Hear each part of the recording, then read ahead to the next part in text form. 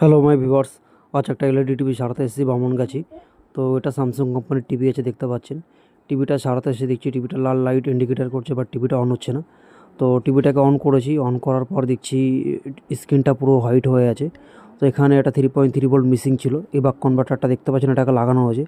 লাগানোর পর 3 ভোল্টটা এখানে বাইপাস করাতে যে সেটটা লাইন দিয়েছি, লাইন দেওয়ার পর স্ক্রিনটা এসছে, সেটা আপনাদেরকে একবার দেখাবো।